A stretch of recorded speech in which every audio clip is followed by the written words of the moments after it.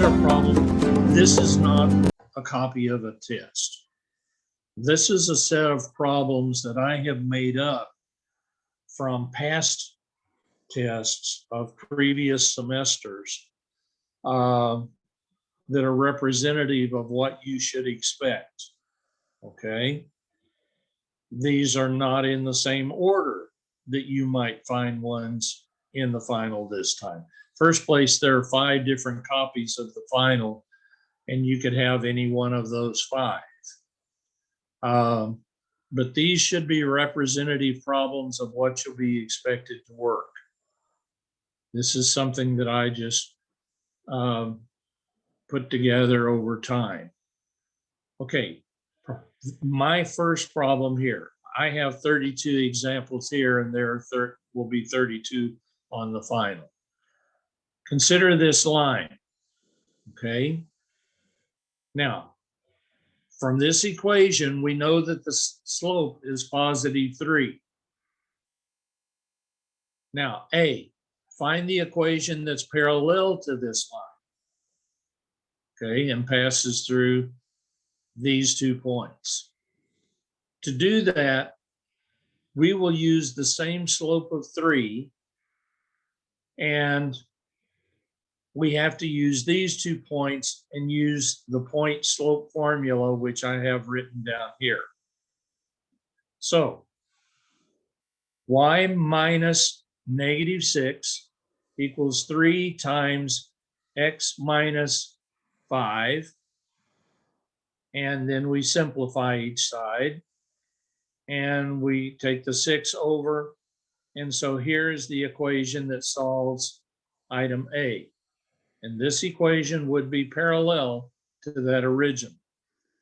Now we ask for perpendicular. Now, by the way, on a final, you probably either would have a parallel or you would have a perpendicular, but probably not both, although it's possible. I haven't seen this semester's final yet. I won't see it until Friday. Now, here we go. This one, find one perpendicular. Well, to get a perpendicular slope, we take the original slope and make it the reciprocal opposite, or in other words, the opposite sign and the reciprocal of the original slope. Okay, we're going to put in the same y and the x values. Do our simplification. Before we take this 6 over to the other side, we've got to play the common denominator game. And we get the equation -1/3 x minus 13/3 for our solution.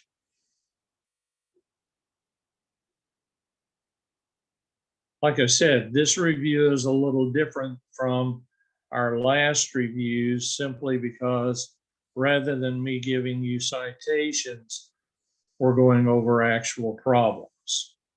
I've got to shrink that down just a hair more.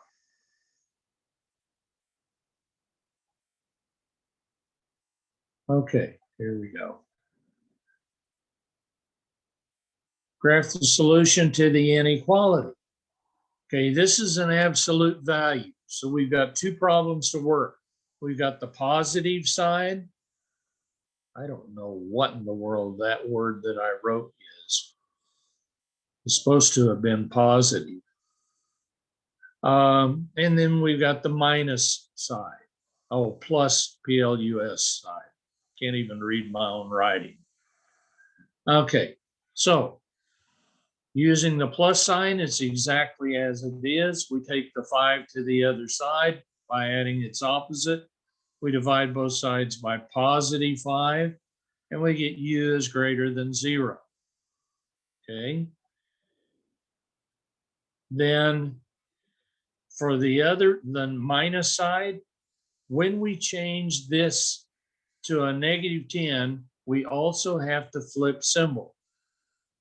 Then after that, we subtract 5 both sides, divide both sides by +5, and we get u is less than -3. So we graph these two phrases, okay? U is greater than 1, so here's 1, and it's all values greater. Now, you don't need, the preferred way is to use the parentheses, not the open dot.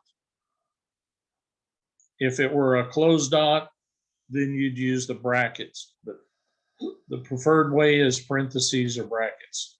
Okay, for this equation, here's the -3, and it's everything that's less than that. Okay, so what that would give us, it just said to graph it.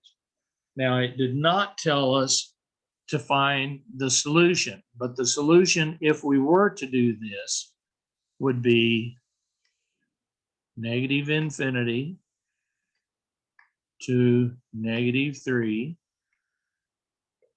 not included, union with +1, not included, to +infinity. Now, I did not require this answer, but that's what it would be if it asked, what is the solution?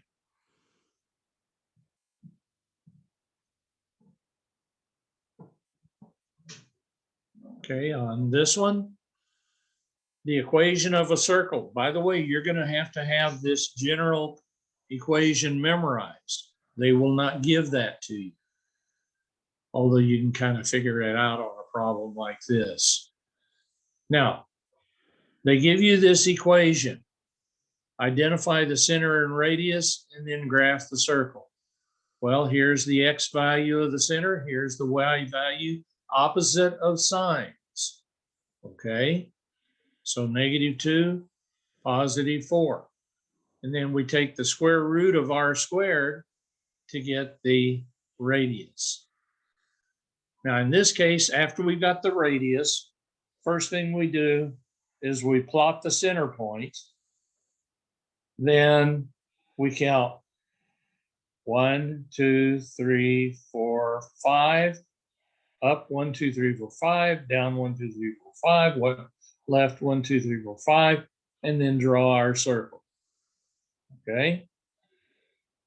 Now, it's possible they could give you a situation where they tell you the center and they tell you the radius, and then you have to write this equation. So this problem could go either direction.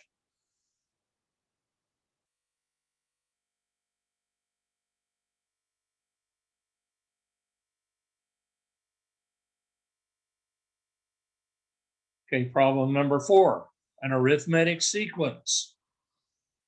Okay. If it's arithmetic, we know that this is the general term. You need to have that general term memorized. Okay. So here's our first term, our a sub 1. We've got to find the common difference, d. Well, 14 minus 19 is -5. Okay. So then we put in the 19 for the first term. We put the -5 for the common difference. We multiply, and then since it asked for the, write an explicit formula for the nth term, translates, write this general form for this nth term, okay? And you could leave it either this way in that order or this order. I would generally prefer this order, but probably Alex will accept either way.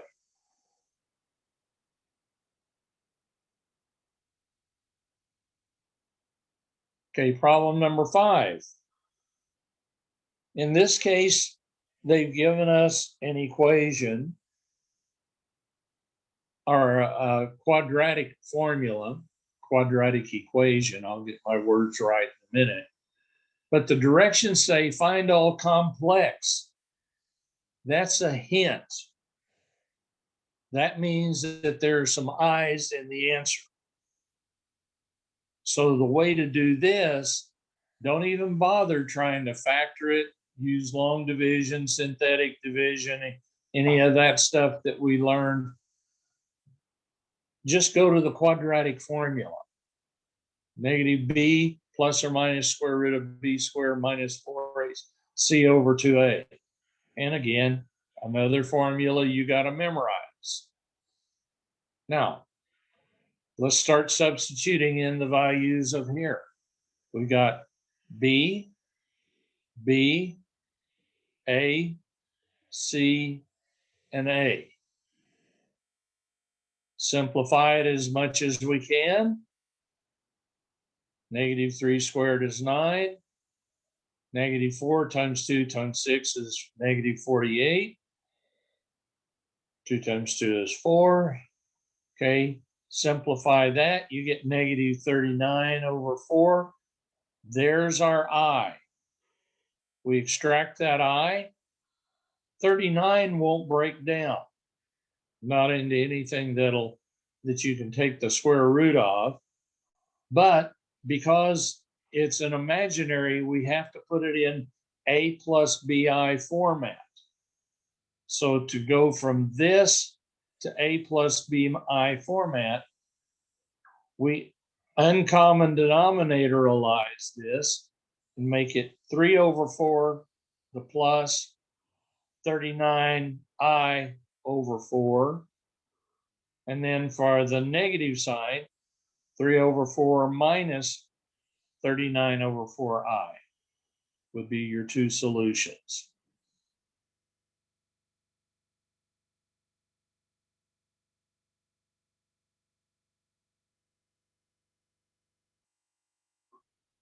Problem number 6. We just have to FOIL this or distribute it.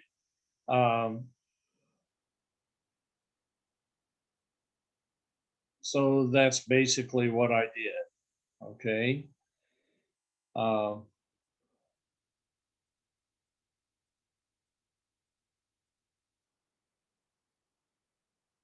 Here I got 10.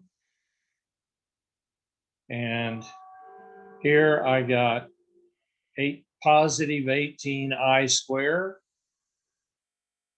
This one gave me negative 6i.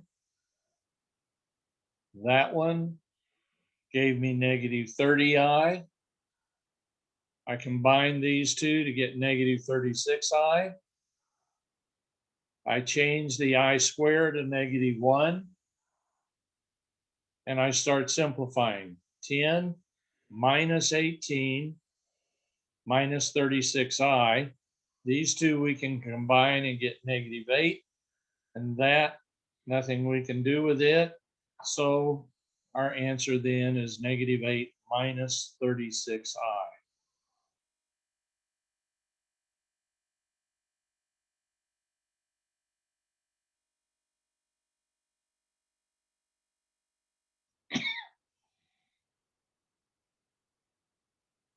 Okay, I give you a graph of a line on a piece of graph paper. And basically you have to find the equation. This is a 2-step problem or a 3-step problem, really. First, you have to identify some points on the line. Okay, at least 2 points. So I identified these 2 points. I called this one point 1 and I called that one point 2. Next thing I do is I use the slope formula. Y sub 2 minus y sub 1 over x sub 2 minus x sub 1. In other words, the rise over the run. I substituted in the values. Y sub 2 minus y sub 1. X sub 2 minus x sub 1. Took care of my double negatives. Combined and got 8 over 6, which reduces to 4 over 3. So my slope is 4/3. Then the second step is to take the point slope formula. And here it is. We substitute in we pick one or the other of these 2 points. It doesn't matter which one. I chose to use point 1. So I put in the y value from 0.1 and the x value from 0.1 and the slope. I distributed. I dealt with my signs. Okay, then I distributed here. And before I can take this 5 over, because that's in thirds, I have to change this 5 to -15 thirds to take over, which gives me -7 thirds, and then the 4 thirds x. So there's my equation.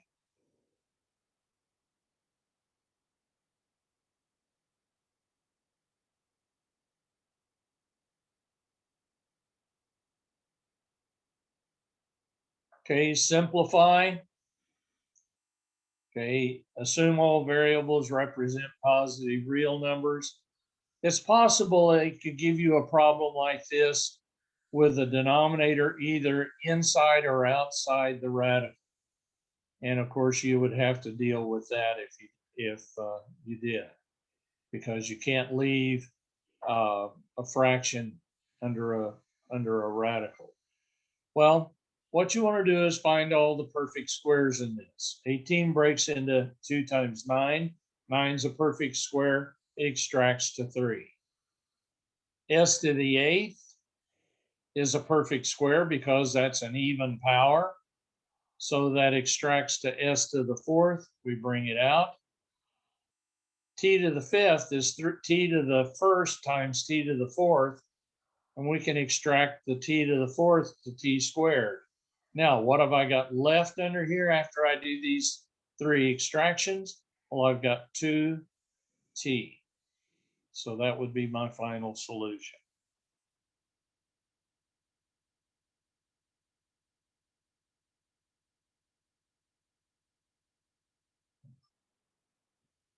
Number 9.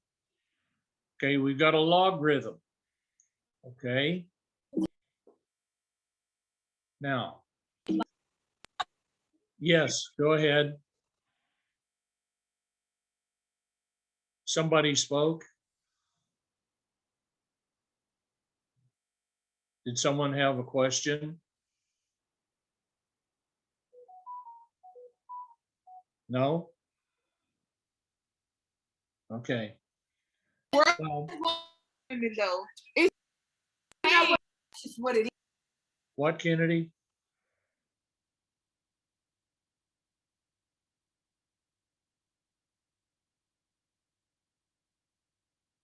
Okay, well, okay, I guess I'll go on. Okay, I've got this logarithmic function. If we just took the graph of log 3 of x equals y, if we just took that graph, and here's the exponential form of it, okay, then in that case, we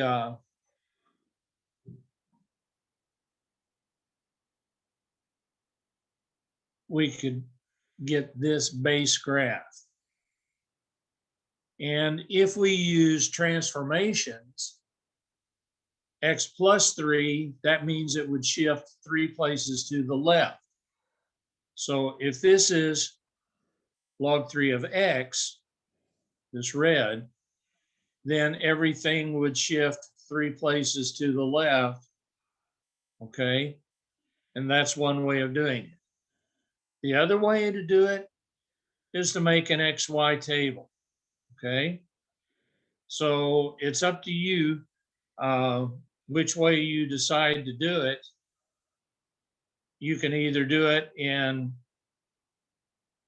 you go with this exponential equation and do your subs there, or you can put it in with a calculator and actually do the log values. Because remember, this is y up here, this g of x is. Anyway, you can get this graph either by transformations or you can get it by graphing points. Then it asks you, what is the domain? Well, this domain, if you notice, it goes down here. if you put in -3, you'll get an error. Why? Well, because you would have log 3 of 0, okay? And by definition, it has to be something different than 0. So you would get an error. This is an asymptote, means that you can't cross that vertical line there, okay? This one has an asymptote of x equals 0, but the one that counts has an asymptote of -3. Because of that, that's a limiting value on the domain. X-gap values cannot be equal to or less than -3, okay? But they're going to go on forever in the positive direction. Now, from the range, remember we go low to high. So we're starting down here, and this thing actually keeps going upwards forever. So that's to infinity.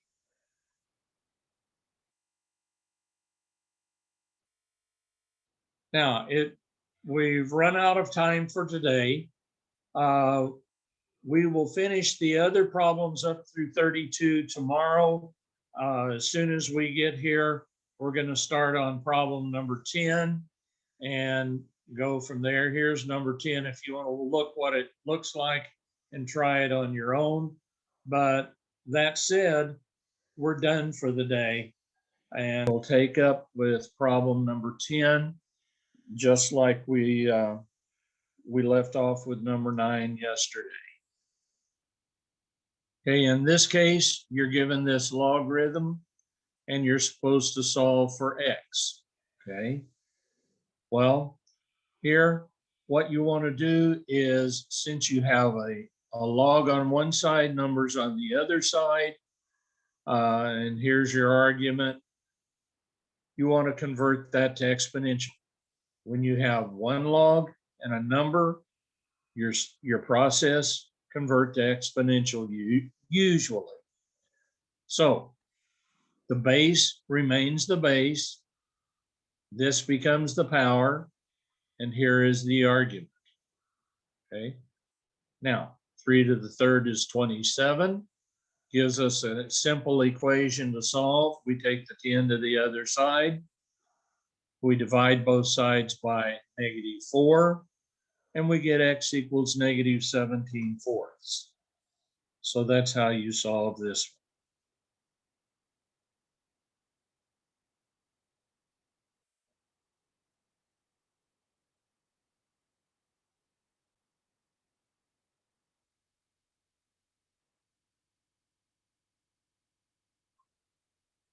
Okay, number 11. Here we're given a problem in exponential form. Well, it just so happens that in this one, the base here and 8 are both powers of 2. So you can do that, okay? So convert this 8 into 2 to the third. This 4 is 2 to the second to the x plus 1 power. We distribute this 2 up here in the powers. Then we can remove the base on both sides, leaving 3 equals 2x plus 2. Okay, that's the equality rule. You're taking away the same thing on both sides. Okay, we divide both sides by 2, and we get x equals 1/2.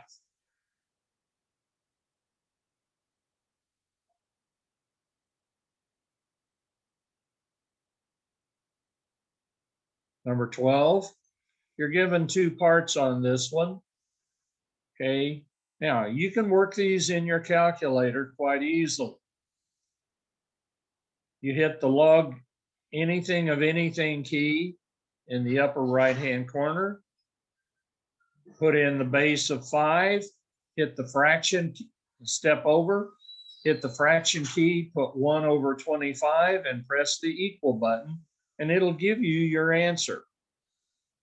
However, if you want to show the work this way, Here, first you convert this to exponential. Remember, there is a hidden y over here. So we convert this to exponential. Base remains the same. Here's your exponent, the y. Your argument is here. 1/25 is 1 over 5 to the second, or 5 to the negative second. So we've got 5 to the y equals 5 to the negative second. We use the equivalence rule and get -2. On this one, if you use the calculator, use the log base of argument key, put in the 2 for the base, step over, put in the 32 for the argument, and hit the answer key. Or in this case, convert it to exponential. Base stays the same. Here is your exponent. Your argument goes over here. 32 happens to be 2 to the 5th, so y equals 5. Two different ways of working these problems.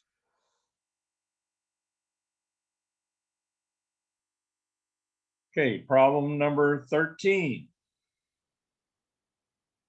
Now, you cannot use synthetic division on this one because you only have you don't have a 1x here. Okay, so in this case, we're going to use long division.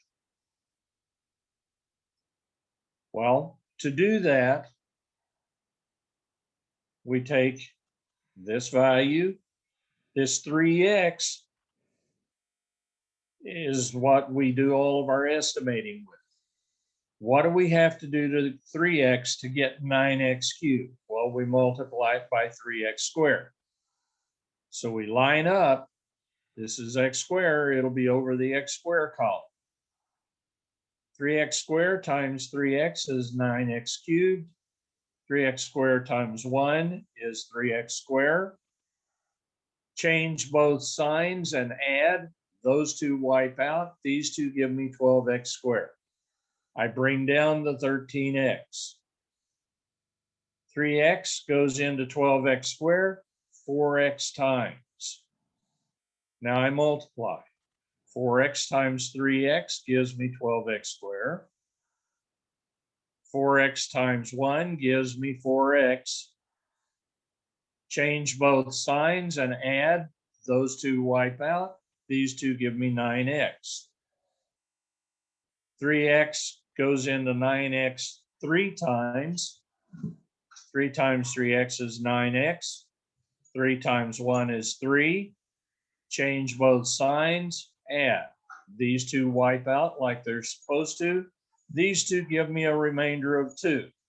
Now, that tells you a couple of things. Because you got a non-zero remainder, that means that this is not a factor of that. But we can still get the quotient, the amount we divided out, plus its remainder. Okay? The quotient in this case is the 3x squared plus 4x plus 3. The remainder would be a remainder of 2, but they expect you usually to put it in fractional form, or 2 over 3x plus 1, the divisor. Okay? Now, if I were giving this test, then I would expect your final answer to look in this form. But because the computer is doing it, it's going to probably ask you these two separate questions just to give the quotient and then give the remainder as a separate value. Okay.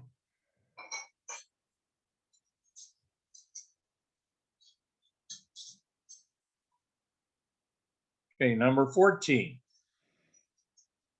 Use the factor theorem to determine if this factor, quantity x plus 3, in other words, we could have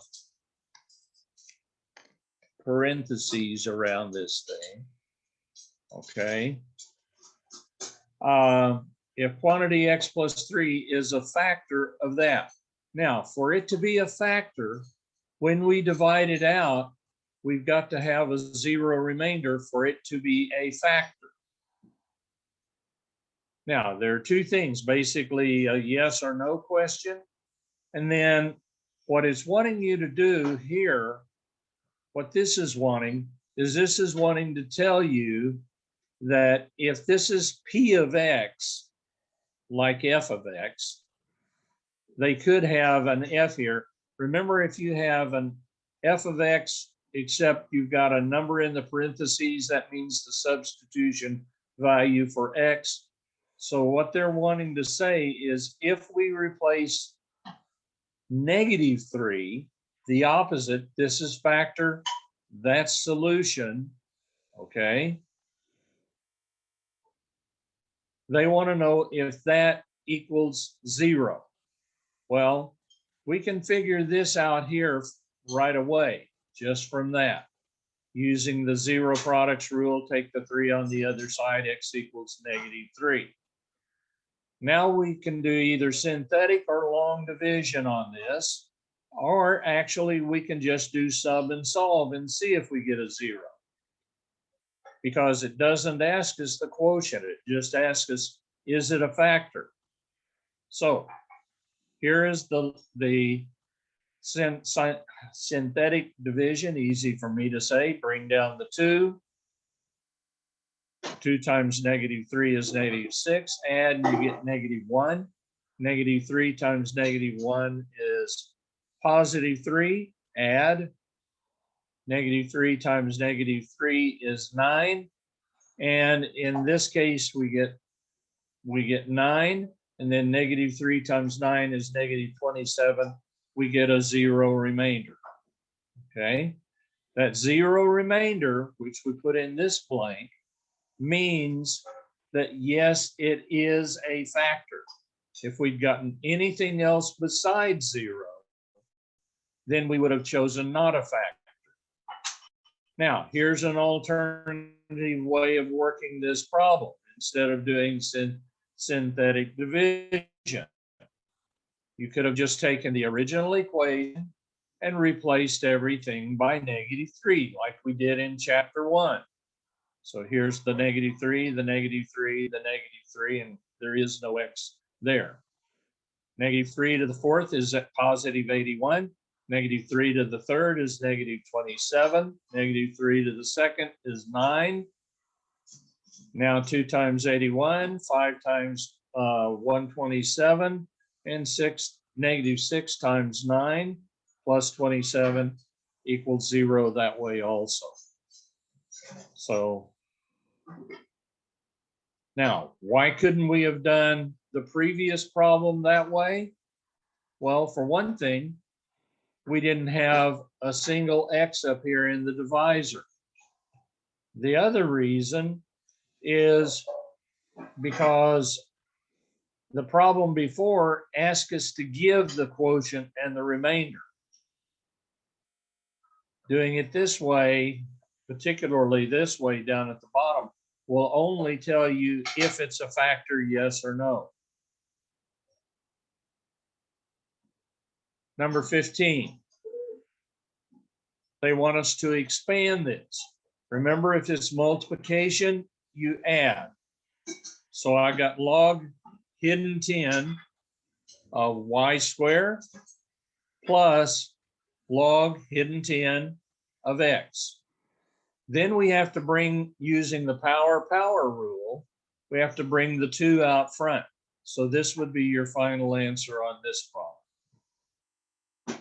Watch out to make sure that they don't have something that'll let you reduce something, like a log 2 of 2 or something. Okay, problem 16. They tell you got a 3rd degree equation. That means when you get done, it better have a cube. Okay? And it tells you it has some real coefficients and it has some zeros. It tells you you have the 0 of +4, and it tells you you have the 0 of 2 minus I. Well, if you've got one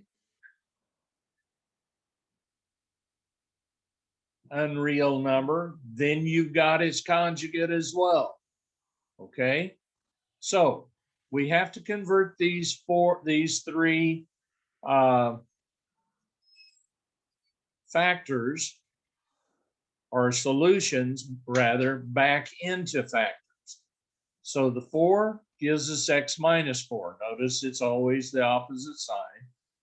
This one gives us x minus that parentheses, just technically like the first one gave us x minus that parentheses of 4 if I had it. Okay, here, x minus, and then the 2 plus I. We need to simplify what's in here, okay, and this. Then we multiply these two terms, okay, and the only way to do that, you can't FOIL these because they've both got 3 terms in it, an x, an I, and a number. So you have to use multiple distributions. So I took this x right here, and I multiplied it times that x and times this 2 and that I. Then I took the 2 and I multiplied it, the x, the 2, and the I. Then I took the I and I multiplied it times the x, the 2, and the I. When I did it, I got this long-winded thing. Here was my multiplications by the x. Here were my multiplications by the 2. Here were my multiplications, or distributions, I should say, by the I. Now, I look at these, some of them cancel each other out, a couple of pairs. So that's nice. So that simplifies it down to this, but we need to change this I square into -1, and then add that -1 and this 4 together to get 5. Negative -1 gives us +1, so we get 5. Now we have something, we can multiply this x times 4 times this. So we distribute it. X times x squared, x times -4x, and x times 5. Then we go to the -4. -4 times x squared, -4 times -4x, and -4 times 5. We combine our like terms, and our final answer then is x cubed minus 8x squared plus 21x minus 20. Now, if they put a problem like this one in the final, this will probably be the hardest problem on the test, I would guess. It certainly has the most steps that you have an opportunity to make mistakes on. So be real careful on this, but remember, this one becomes x minus 2 minus I. This one becomes x minus 2 plus I.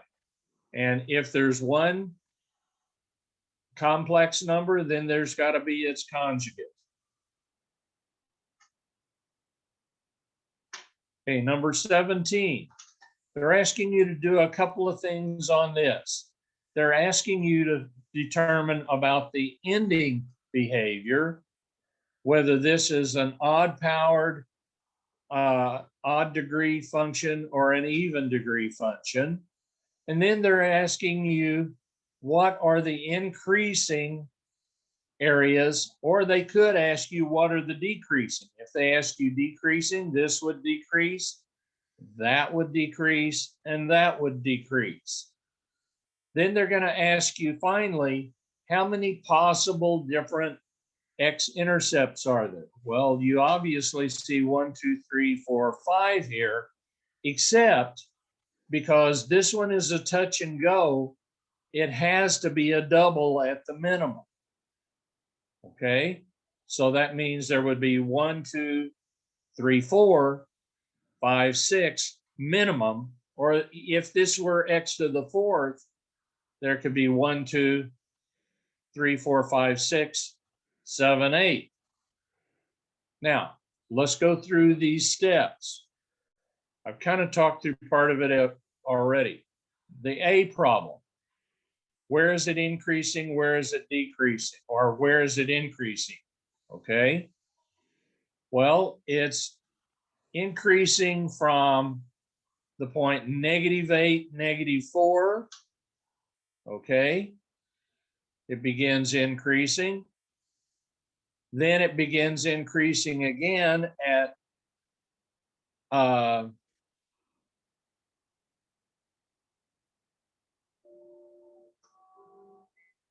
what?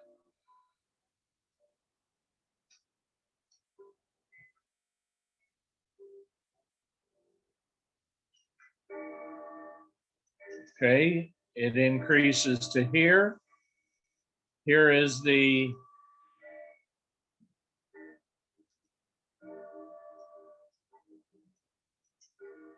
zero up to 5 and 9 to infinity, because this one goes where x is, it goes to infinity.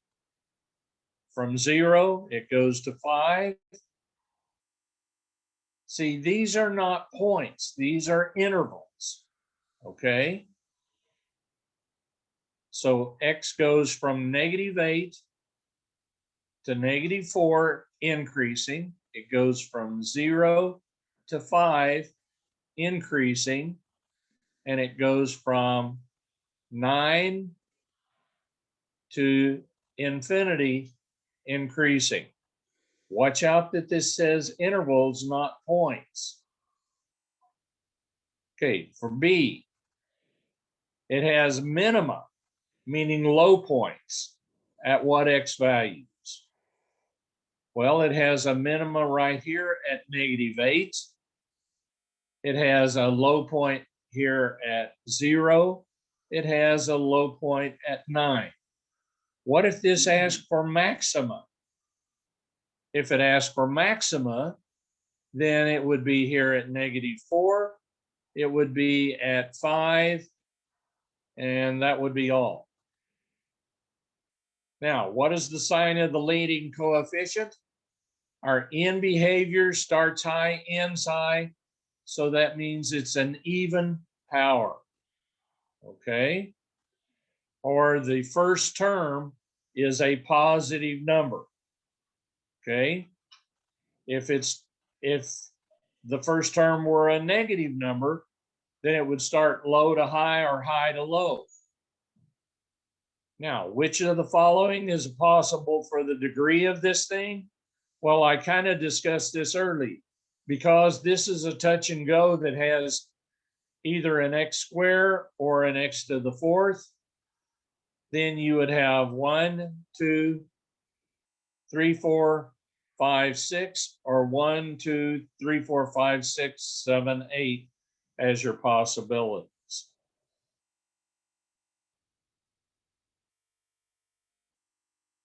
Okay, number 18. I'll be lucky if I get through this one without my clock chiming. Okay, we've got these two functions, function P and function Q. It wants me to do the compose. That little circle is the compose symbol. That means we're going to take the P equation and we're going to substitute it into the Q. But first, we're going to substitute 4. So we're going to find P of 4 of this. So we would do 4 to the second plus 4 is 16 plus 4 is 20. Okay. Then we would take that 20 and put it into the Q equation. Okay. So we put the 20 in here. Square root of 25. The final answer is 5. Okay. When they give you this, you only put it into the inside equation. Get an answer, and then put that answer into the outside equation. Now let's do P compose Q. That means we're going to take 4, put it into Q, take the answer of that, and put it into P. So here's our Q equation. We're going to put 4 into it. We're going to replace the X with 4. 4 plus 5 is 9. Square root of that is 3. Now we're going to take that 3 and put it into the P equation. So 3 squared plus 4 gives us 9 plus 4. So this composition, P compose Q of 4, has a final answer of 13.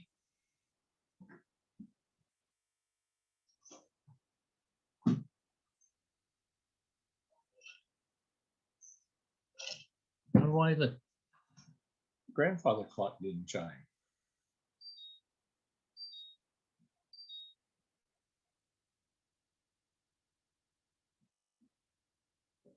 Okay, problem number 19. It gives me 2 functions. Okay. Determine if they are inverses of each other. Well, here's how you do it. You take the first function and compose with the second and see if you get positive 1x. Then you take the second function and compose the first and see if you get positive 1x. If you get that on both of them, if you get 1x for both of these, then yes, it is a function. Okay. So here's our first function. Our second function. We do have the disclaimers that x can't be 0. Okay, because that would make it undefined. So if we take G, F compose G of X, we're going to take the X or the G equation and put it into that one and see what we get. So let's look down here. If the F equation is this, here's the 2 from that one. We're going to replace that X with 2 over X. Okay. You flip and multiply. Okay, this is a compound fraction. You flip and multiply. That gives you 2x over 2, which simplifies to 1x. So far, so good. Then we're going to take this equation and we're going to replace the x with 2 over x. Well, we get 2 over, that's a fraction bar. That's not a 3. That's 2 over x. Flip and multiply, and we get 1x. So in this case, yes, they are inverses. Okay. What about problem B? I've got this equation and this equation. The only difference is here I have a negative x. Here I have a positive x. Well, I do this one. Here's the work on it. F equation, and I'm going to replace the x with this. So the negative, I'm going to replace the x with x plus c, which is the G equation, plus 6. Distribute that negative, I get negative x minus 6 plus 6. The 6's cancel, and I get negative x. My word buzzer means that's not positive 1x. Now, at this point, we don't need to finish doing this second composition, okay? Because if it doesn't work on both of them, then it doesn't work, okay? And that's what this statement right here says. You don't need to do the second one if the first one isn't the right answer. Well, we went ahead and did it, and it's not either. It's not 1x either.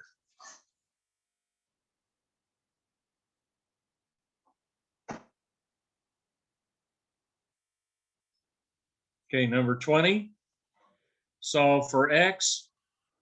In this case, our common denominator, first of all, this factors to x minus 6, x plus 6. So our common denominator is x minus 6, x plus 6. We also have the disclaimer that x cannot be either positive or negative 6 because you would get a 0 in the denominator. Okay? So that's our disclaimer. Now, or our domain check, if you want to call it that. So the first thing we do is we take our common denominator and we multiply it times every term. In this case, both of them cancel. In this case, the x minus 6's cancel. In this case, the x plus 6's cancel. What does that leave me? 3x squared alone. 9 times x plus 6. And 4x times x minus 6. Well, I simplify those terms here. Okay. And then I subtract 3x squared on both sides. When I do that, that leaves me 1x squared there, a 0 over here, and I finish simplifying this thing. The 9x and the 24x I combine and get negative 15x. Here's the 54. And then here's that single x squared from subtracting the negative 3x squared.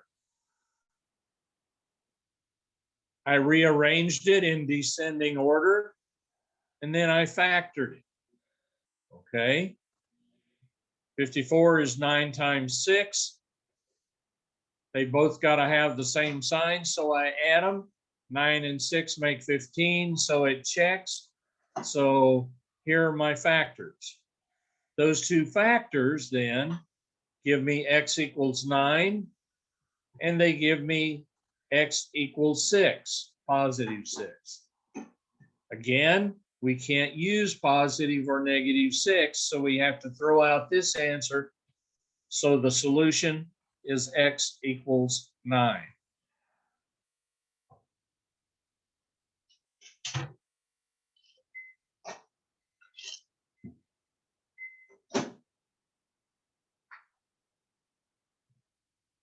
Okay, number 21. It says use our final answer only having positive exponents. I've worked this two different ways. The first way, I saw that I've got a p to the 4th and a p to the 7th. So I canceled this 4th power and this 7th power, which left me 2 over 3p cubed and still to the negative 3rd power. Now, this negative, by removing this negative right here, that means I take this and flip it upside down. Then I cube everything inside. 3 cubed is 27. 3 times 3 times 3. And p cubed is p to the 9th. 2 cubed is 8.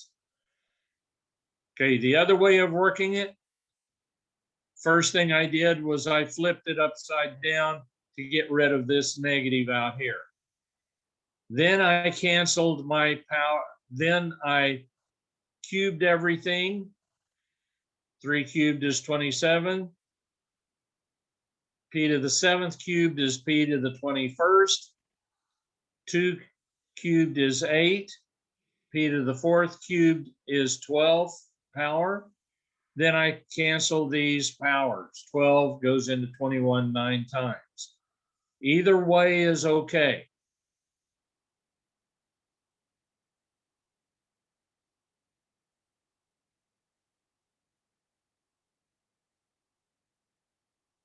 Okay, in this case, you've got a radical equals x. Okay.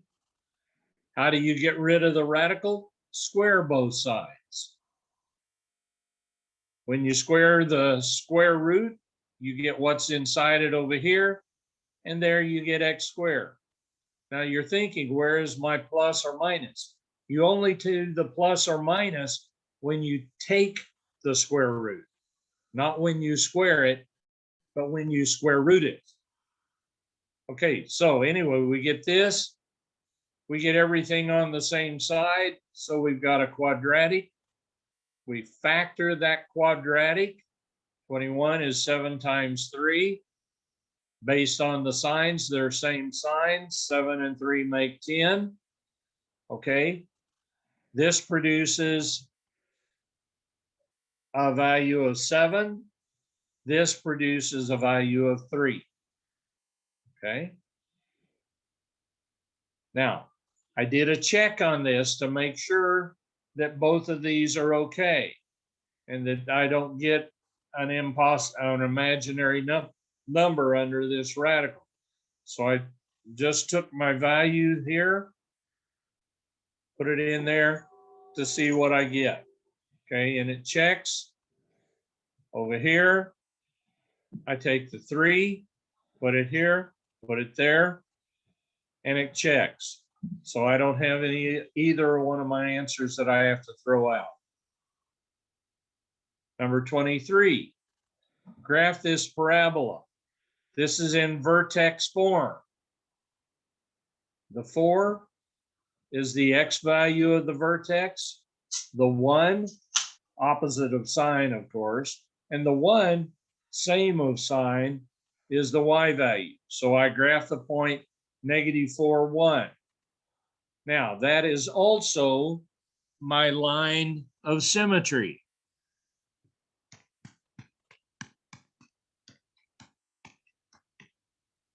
Okay. So what I can do then is, if I wanted to find the y inverse, here's how I could have done it. This 4 squared plus the 1 out here would give me a 17, which is way up here. So that doesn't really help much. Now, how did I get these other points? Basically, I did an XY table. I said, okay, what if X is 3? Or, yeah, what if X is 3? Okay, and I put it in here, and I got the Y value of 2. Well, I'm over 1 here and up 1, so I'm over 1 and up 1 here. Here I'm over 2, up 3, over 2, up 3. Or 4 rather, not 3. So that's how you use the symmetry thing. Notice these two are the same distance apart from that line of symmetry. Number 24. This tells you it's a one-to-one function. Okay, that means you can get an inverse that is a one-to-one function. Now, we replace this. There's 4 steps, if you remember. Replace f of x with y, interchange the x's and y's, then isolate the y. Well, the isolate the y is the hard part of this problem. Because I've got a cube here, to get rid of that cube, I need to take the cube root of both sides of the equation. So here's the cube root of x. The cube root of y minus 7 cubed is x minus 7. So now I've got the cube and the cube root away from the y. I take the 7 over to the other side by adding positive 7 to both sides. That gives me cube root of x plus 7 equals y. And then the final, so I finally isolated the y. That's step 3. The final step then is to replace this y with the f inverse notation. Okay, so f inverse of x equals cube root of x plus 7. And now notice this plus 7 is not under the radical because it's a standalone 7.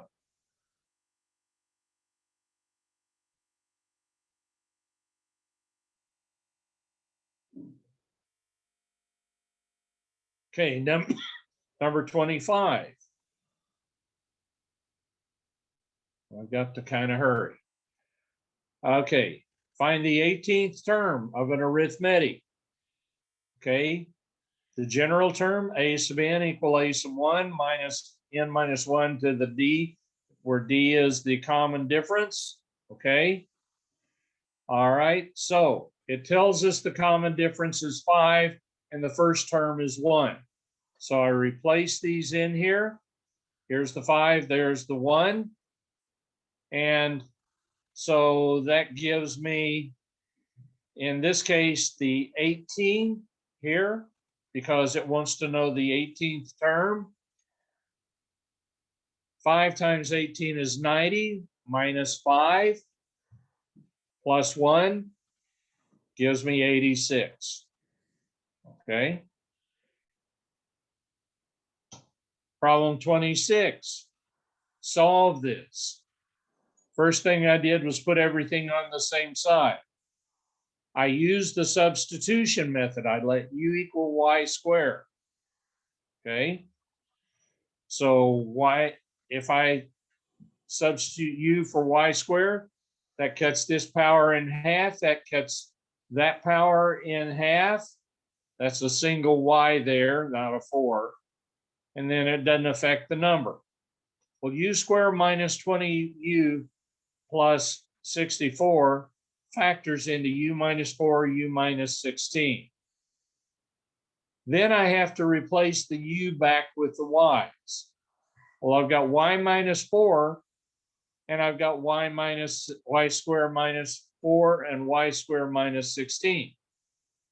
Those are both conjugates. They'll factor into this and they'll factor into that. So that gives us the answers of 2, -2, 4, and -4. Or more simply, plus or minus 2, plus or minus 4. Number 27. We're given this equation. Find the x-intercept and the y-intercept. Okay, well, basically what we do to get the y-intercept is we replace x with 0, use the equation 2 times 0 plus 6y equal -18, solve that, and we get the value -3 for y. That gives us the point 0, -3, where it asks for the y-intercept. Remember, it's asking for a point, not just a value. To get the x-intercept, we replace the y with 0. Okay, so we simplify that, we get -9, so that gives us the point -9, 0. Okay, remember the x-intercept has to be on the x-axis, so y has to be 0. The y-intercept has to be on the y-axis, so x has to be 0. And then you graph those 2 points and draw the line.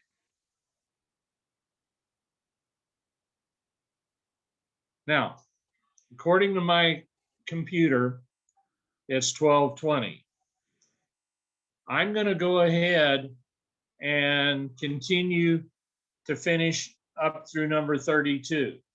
If you wish to watch, you may. If you choose not to, you may. Okay, in this case, solve the system of equations. I need to find an opposite pair. So I'm going to multiply this by 5, everything here by 3. That'll make my x's opposite pairs. So I solve for y equals 4. I substitute that 4 in, and I get x equals -2.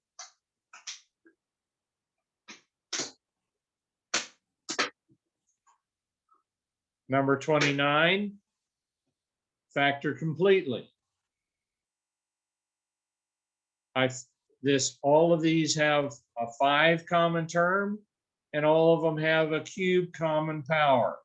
So I factor out 5x cubed, leaving 3x squared minus 4x minus 7, but that will further factor to this, 3x minus 7, x plus 1.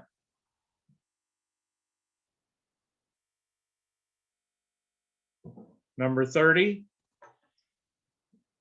suppose that the function is defined for all real numbers. Okay, this is what we call a piecemeal graph. Now, they want you to find 3 different values for h, for the overall combination of these. They want you to try 0, they want you to try 2, they want you to try 5. Let's try 0 first. If we look at 0 in this equation, only this equation, they can only use values where x is smaller than -1.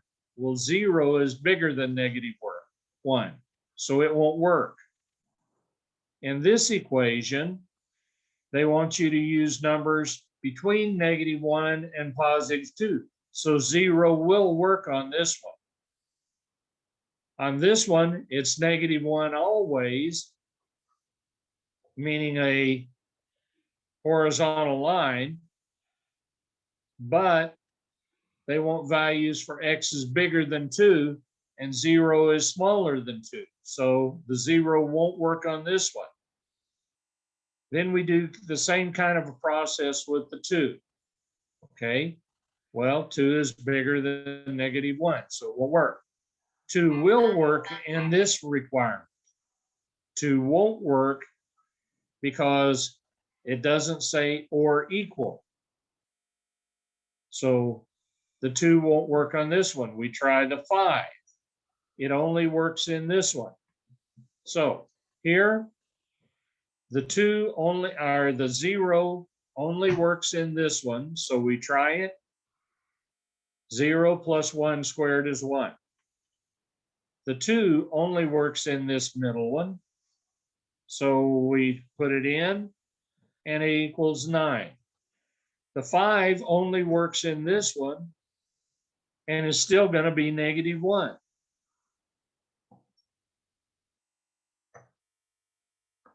Problem 32, rewrite without parentheses. In other words, what they're saying here is factoring. So I get x minus 2 times x minus 2, or FOIL it rather. Multiply it out, and I get y squared minus 4y plus 4. Or you could have used that perfect square shortcut. On this one, they want you to solve for x. That means factor it. So we factor it, set each factor equal to 0, and we get 7 and -1. Well, those are look-alike problems from previous exams that I made this thing up. So hopefully this will give you a degree of confidence in terms of the kinds of problems that are on it and what you need to study.